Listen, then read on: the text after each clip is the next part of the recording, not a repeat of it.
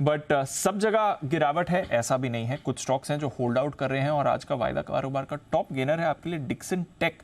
Almost 8% की तेजी आपको डिक्सन टेक में आती हुई दिख रही है। क्यों इन पर्टिकुलर ऐसे कमजोर बाजार में डिक्सन टेक मूव कर रहा है, क्या है इसके लिए ट्रिगर और किस खबर के दम पर ये मूव कर रहा है, ये एक बार समझते हैं। अरमान है हमारे साथ तैयार बताने के लिए। अरमान बताइए। बिल्कुल, देखिए डीजीएफटी की तरफ से जो है नोटिफिकेशन आता हुआ दिखा है। अब नोटिफिकेशन क्या है? नोटिफिकेशन में वो कह रहे हैं laptop, tablet, personal computer, ultra small computers और HSN 8741 सर्वर्स जो है उसके इंपोर्ट पर वो जो है रेस्ट्रिक्शंस लगाते हुए दिखे हैं। अब रेस्ट्रिक्शंस तो लगी है, पर अगर आपको इंपोर्ट है तो उसमें सिर्फ कुछ चीज़ें हैं जिसमें आप R&D के लिए या फिर टेस्टिंग के लिए, इवैल्यूएशन के लिए या फिर प्रोडक्ट डेवलपमेंट के लिए ही लगभग 20 आइटम्स की जो है छूट देते हुए दिखे हैं। तो यहाँ तो ये चीज़ तो क्लियर है कि जितने लैपटॉप्स, पूरे के पूरे फुल लैपटॉप की बात कर रहा हूँ मैं, फुल लैपटॉप, फुल कंप्यूटर हुआ या फिर आपके स्मॉल कंप्यूटर्स हुए या फिर कुछ स्पेसिफिक सर्वर्स हुए, उनके इंपोर्ट पर रेस्ट्रिक्शंस लगती हुई दिखी है। अब उनसे किस कंपनियों को फायदा होगा? सबसे पहले जो कंपनी आती है वो है डिक्सन टेक। क्यों? क्योंकि कंपनी ग्लोबल प्लेयर्स के लिए ऑलरेडी जो है मैन्युफैक्चरिंग कर रही है। और अगर आप इनके एनुअल रिपोर्ट देखेंगे तो कंपनी ने ऑब्वियस, अगर आप देखें तो उन्होंने PLI में जो है वहाँ पर भी ये भाग लेते हुए दिखे हैं और उसमें अगर इनको प्रोडक्शंस जो है, मैन्युफैक्चरिंग जो है वहाँ पर भी करने वाले हैं, तो ऑलरेडी मैन्युफैक्चरिंग कर रहे हैं उनको फ़ायदा हो सकता है।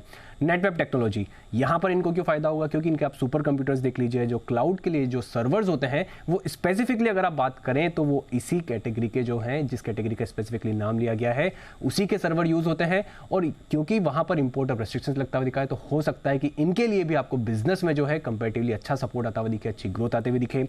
अब किन कंपनियों के लिए नेगेटिव हो सकता है? रिलायंस के लिए हो सकता है शायद नेगेटिव हो, क्योंकि रीज़न ये है कि हाल ही में रिलायंस जियो ने, जो अगर आप बुक देखें, रिलायंस जियो बुक जो टैबलेट है वो लॉन्च करते हुए दिखे थे। और वो लॉन्च अगर आप देखे थे, ये जो टैबलेट है ये पूरा का पूरा अगर आप देखें चीन से इंपोर्ट होता है, तो हो सकता है इनके लिए थोड़ा नेगेटिव होता हुआ दिखे। टीवीएस इलेक्ट्रॉनिक्स एक और स्टॉक है जहाँ पर आपको नेगेटिव हो सकता है, क्योंकि उसका रीज़न ये है कि आप HP देख लीजिए, डेल देख लीजिए, असूस देख लीजिए, ये सभी इनके कस्टमर्स हैं जिनको एक कस्टमर सपोर्ट जो है वो आफ्टर सेल जो सर्विस है उसका सपोर्ट जो है प्रोवाइड करते हैं। और ये ज़रूरी नहीं है कि ये सारी जो जिस कंपनियों का नाम बताया मैंने वो पूरी की पूरी मैन्युफैक्चरिंग करते हैं, कई सारा जो है वो इंपोर्ट भी करते हैं। तो अगर इनके कस्टमर्स के इंपोर्ट पर अगर अब दिक्कत आती है तो हो सकता है शायद इनके लिए कुछ समय तक यहाँ पर भी दिक्कत आती हुई दिखे। तो इस खबर से फ़ायदा डिक्सन टेक को हो सकता है, नेटवेब टेक्नोलॉजी को हो सकता है, और अगर कुछ हद तक अगर आप देखें जहाँ पर नुकसान हो सकता है तो वो है रिलायंस और TVS इलेक्ट्रॉनिक्स। तो आप कह रहे हैं कि लैपटॉप, कंप्यूटर्स और लैपटॉप, टैबलेट्स, हाँ, और अल्ट्रा स्मॉल कंप्यूटर्स और कुछ सर्वर्स का स्पेसिफिक कैटेगरी है उसके लिए रिस्ट्रिक्शन। जो ये पूरी तरह से बने हुए हैं सिर्फ बिल्कुल कंपोनेंट्स पर नहीं, बिल्कुल इन्हें बनाने में जो कंपोनेंट्स आते हैं नहीं, बिल्कुल बट पूरी तरह से अगर पूरी तरीके अगर फाइनल प्रोडक्ट अगर आप कंप्लीटली, यस वो बात है। जैन साहब, इंटरेस्टिंग डेवलपमेंट आया है। ऑब्वियसली भारत में PLI स्कीम को बढ़ावा देने के लिए है। कैसे देखना है इस खबर को? कंप्लीटली बिल्ट इन यूनिट्स को अब आप नहीं खरीद सकते हैं या इंपोर्ट नहीं कर सकते हैं?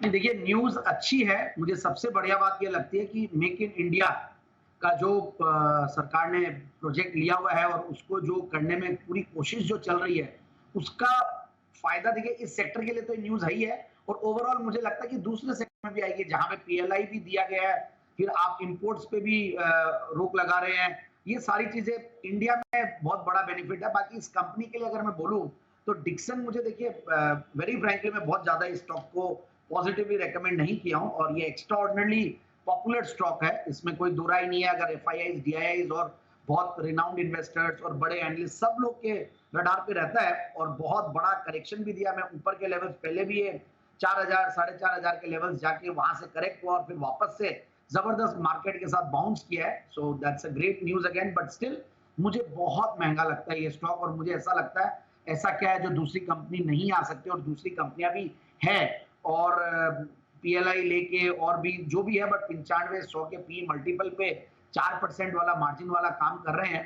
तो overall I am not very comfortable buying this stock और recommending this stock, but yes, जिन्होंने ले रखा और जितने स्ट्रॉन्ग हैंड्स ने ले रखा है तो सर्टेनली स्टोरी विल अनफोल्ड। तो मेरे हिसाब से जिन्होंने ले रखा वो होल्ड करें।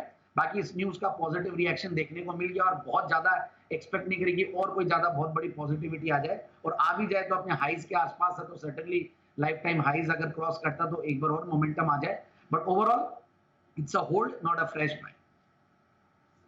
तो ये है आपके लिए डिक्सन, जहां पर आपको रखनी है नजर। कल आपको याद होगा इलेक्ट्रॉनिक मैन्युफैक्चरिंग थीम की बात भी करी थी सिद्धार्थ जी ने, इलेक्ट्रोविजन थीम की बात करी थी उन्होंने सिट की एसआईपी में, जहां पर डिक्सन टेक की उन्होंने बात करी थी। वहां से एक सिग्निफिकेंट जंप आज आपको काउंटर में दिख भी रहा है। तो डिक्सन टेक नजर रखें, बाजार का भी फेवरेट काउंटर है, आज बड़ी तेजी आ रही है खबर के दम पर भी इसमें।